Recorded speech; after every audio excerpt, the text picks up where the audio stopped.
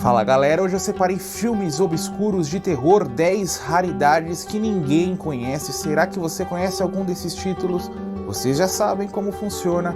Vamos lá! Eu sou RRB, que você está no Terror de Hobby, onde tudo acontece. Abre a nossa lista, a história dessa cantora de jazz, né? Ela está viajando dentro de seu carrinho, ela pega uma estrada errada, o carro vai quebrar e ela se dá conta que ela está numa área rural, não tem ninguém perto, ela vai buscar ajuda dentro desse bar e é dentro desse bar com um monte de caipira surtado que ela vai passar pelos dias mais terríveis de sua vida, porque ela nunca mais vai sair do lugar. Esse filme a gente não sabe bem qual é o público-alvo, porque ele atira para tudo quanto é lado. Quem produziu isso aqui estava muito confiante. Tem a presença da Shelley Winters, atriz lendária de Hollywood, lá nas décadas de 40 e 50, aqui um papel tardio, já em declínio em sua filmografia. E tem também a participação do Ted Cassidy, que fez o Lurch, o tropeço, naquela série A Família Addams. É um filme super desconfortável. A protagonista é negra, o resto do elenco é branco. Muitos incluem o título naquela listinha de Blaxploitation, característica dos anos 70. Então é um filme aí para você que quer cavar dentro do terror, principalmente dentro dessa década de 70. Pouquíssimas pessoas o conhecem, curtinho também. Então quer algo diferente, quer algo que vai te trazer desconforto e pouco entretenimento, procure por este filme. The Ghost Ship não possui título em português, mas seria Navio Fantasma. Não é aquele Navio Fantasma de 2003, 2004, com aquela abertura fascinante. Esse Navio Fantasma é da década de 40, dirigido pelo Mark Robson, um dos maiores diretores de terror da década de 40, uma década muito problemática, com muita censura para o gênero. Ele acontece, evidentemente, todo dentro desse navio. Tem um novo oficial que está se mudando para esse barco.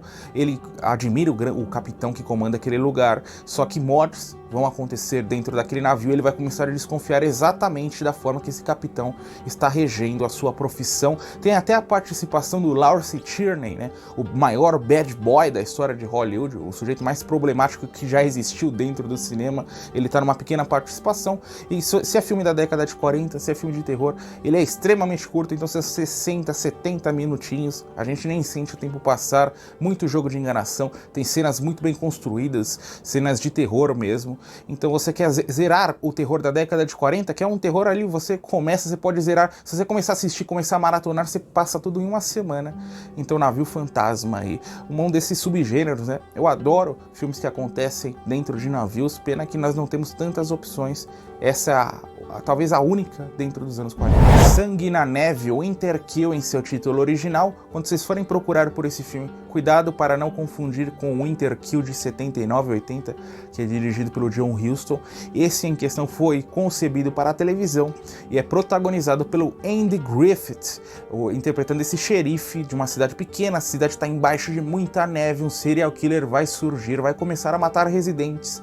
Esse xerife vai investigar o caso, só que ele não sabe muito bem como conduzir essa operação, já que aquela cidade jamais teve um crime desse porte. Eu destaco principalmente os 20 minutos iniciais, dentro desse casarão, no meio dessa floresta, neve para tudo quanto é lado, esse assassino encapuzado, com olhos claros. É uma cena aí que fica registrada na nossa cabeça. Embora eu destaque essa cena, o filme inteiro é fantástico. O Andy Griffith fez uma série de muito sucesso de comédia nos anos 60, e nos anos 70 ele foi fazer alguns filmes de suspense para a televisão. Esse filme é de suspense com pequenas pitadas de terror. Eu falei sobre ele há muito tempo em uma lista que eu fiz sobre filmes para você assistir em dias frios, filmes para o inverno. Esse é uma das melhores opções que você pode encontrar.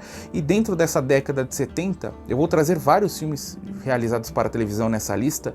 É um gênero perdido, porque os canais que produziram esses filmes não estão muito interessados em restaurar as obras, porque já não dá lucro, eles não lançam nem DVD muitas vezes. Então a gente às vezes só encontra em cópias VHS velhas pra caramba. Esse filme não, esse filme você consegue encontrar até uma cópia SD um pouquinho melhor, mas é a realidade desses filmes feitos para a televisão. Qualquer dia eu vou fazer uma listinha só com essas pérolas, essas raridades de verdade mesmo. Então Andy Griffith, apesar de ter sido um ator lendário de Hollywood, nesse filme completamente obscuro. Isso não é mesmo chocante? Na realidade dessa cidade pequena, idosos estão perdendo suas vidas de formas estranhas. O xerife começa a desconfiar que existe um serial killer atacando essa parte de sua sociedade. Para investigar esse caso, ele vai ter que ir até o passado, porque ele também tem a convicção que esse serial killer é idoso também. Isso não é mesmo chocante? Também é concebido para a televisão. Traz o Alan Alda como protagonista, ótimo ator, que teve seu período de evidência exatamente nos anos 70 e 80, e como coadjuvante tem o Edmund O'Brien, que é um ator do período clássico de Hollywood, fez muitos filmes noir das décadas de 40 e 50, aqui um período mais tardio de sua filmografia, já é um finalzinho mesmo, e traz um filme de serial killers com vítimas que a gente jamais vai encontrar em outro filme, e um vilão também. Um vilão às vezes a gente encontra até em um filme de terror ou outro mais idoso, porém, né, desse formato rústico, né, com da forma que ele ataca as suas vítimas, é muito interessante assistir. Você só vai encontrar esse filme numa cópia VHS horrorosa, não tem restauração, infelizmente. É a forma que a gente tem para conferir essa pequena pérola, essa raridade dos anos 70. Jogos Mortais, uma mulher cai de sua janela, perde sua vida, o xerife vai investigar esse caso, ele acha que aquilo não foi uma morte acidental, mas sim um assassinato. Logo outras mortes vão surgir, nós vamos tentar descobrir a identidade do nosso assassino. Tem um jogo de tabuleiro ali que meio que está conectado a esse caso, é aí que nós temos Jogos Mortais, que não tem nenhuma relação com aquela franquia famosa de filmes de terror dos anos 2000. Esse filme, o maior problema aqui é que ele tenta trazer muito mistério, só que ele em 15 minutos de filme a gente já sabe quem é o assassino, porque o pessoal tá jogando jogo de tabuleiro que está diretamente conectado às mortes e apenas 2 personagens jogam esse jogo. Então, ou seja, ou é um ou é o outro. A gente sabe que o que é mais provável que o assassino não é o verdadeiro culpado, ou seja, em 15 minutos a gente já mata o filme. É um filme B que beira aí a alcunha de um filme trash, tem várias sequências que a gente, aquele riso involuntário pode surgir. Tem as tradicionais cenas mais quentes, principalmente nos 10, 15 minutos iniciais de filme, o que já nos deixa numa atmosfera tradicional, num clima tradicional de filme de terror dos anos 80. Então é um filme completamente obscuro dentro dessa década. Não é bom, é verdade, mas vale a pena assistir. O terror dos anos 80 não tem erro, pode ser filme B, pode ser filme trash, o filme pode ser horroroso, que mesmo assim ele vai te provocar algum tipo de diversão. Foi o caso desse filme. Tem jogos de tabuleiro, né? O jogo que o pessoal tá jogando, adoro jogos de tabuleiro também, então tem esse caráter nostálgico. O fantasma sem cabeça, a trama do filme acontece nessa espécie de museu dentro de um castelo possivelmente mal assombrado, reunindo turistas. Um grupinho de adolescentes vai passar uma tarde no lugar, e esse grupinho tem a brilhante ideia de passar a noite também, depois que o espetáculo fecha, para comprovar a existência de fantasmas. Esse filme é um terrir do final da década de 50, de 59, que vai se aproveitar muito de toda a estrutura dos filmes do Abbott e Costello, lá da década de 40 até do início dos anos 50 também, construção de personagens, de humor e principalmente as suas ambientações, de seus fantasmas dentro desse castelo. Apenas 60 minutos de duração, você pode assistir no almoço do seu trabalho, que você vai conseguir concluir o filme. Ou um filme B, né, quase um filme trash, para quem gosta desse cinema de 55 até 60, que foi um cinema muito importante, B, de sci-fi, de terror, várias opções, pouquíssimo orçamento, bastante diversão. Essa é uma das mais obscuras que você vai encontrar. Agora eu vou trazer uma dobradinha de um dos magos do cinema B de terror e de suspense dos anos 60, 70 e 80, o John Llewellyn Moxey. O primeira delas é Crimes em Chicago. Acontece dentro desse bairro, um músico se muda para um apartamento e ele começa a espionar a sua vizinha, formando um meio que interesse romântico. Crimes acontecem no lugar, ele vai ser implicado como principal suspeito, vai trabalhar para primeiro livrar o seu nome e depois eventualmente descobrir a real identidade desse assassino. Crimes em Chicago, vocês não vão acreditar, mas eu descobri dentro do catálogo da Netflix há muitos anos. Eu tava passando pelo catálogo, fuçando lá dentro, encontrei esse filme, li a sinopse, gostei, dei play e gostei ainda mais do filme. Fui procurar depois e vi que era completamente obscuro. Nessa época eu nem sabia ainda quem era o John Llewellyn Moxey, um diretor que teve vários trabalhos para a televisão, fez filme na década de 60, hoje em dia ninguém conhece, mesmo dentro do terror, pouca gente fala sobre ele. Acho que vale a pena. Infelizmente seus filmes não estão restaurados, com exceção do Horror Hotel, lá da década de 60, que eu falei em um dos vídeos anteriores. Então, um filme para você assistir. Ele parece uma grande homenagem à Janela Indiscreta e antecede Dublê de Corpo. Então eu diria que é uma trilogia mágica aí sobre vizinhos espionando outros apartamentos para você assistir. Muito suspense, pequenas pitadas de terror. Trama Diabólica, filme de 71, trazendo a história dessa garota. Ela retorna até sua casa, essa propriedade isolada no meio dessa floresta, após passar um período internada numa clínica psiquiátrica. Ela sofreu uma violência quando era criança, só que conforme ela retorna a essa casa, coisas estranhas começam a acontecer. Ela começa a desconfiar que alguém, de forma deliberada, está tentando levá-la à loucura.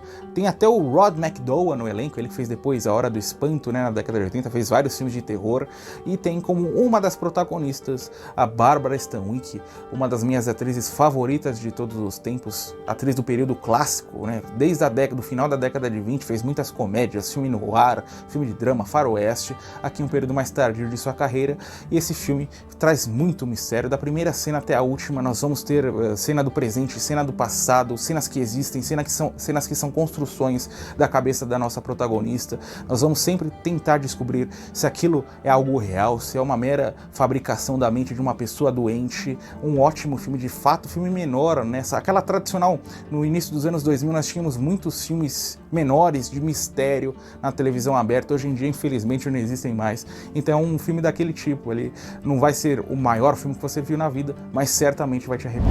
Facts, filme do final da década de 70, vai trazer os bastidores da construção, né? O pessoal tá gravando um filme B de terror. Eles vão até essa casa isolada no meio de uma floresta, frio pra caramba, só que conforme o filme vai avançando, os personagens vão se dando conta que eles não estão filmando um filme de terror ali fictício, eles estão filmando um filme snuff. É aí que cada um vai lutar pela sobrevivência.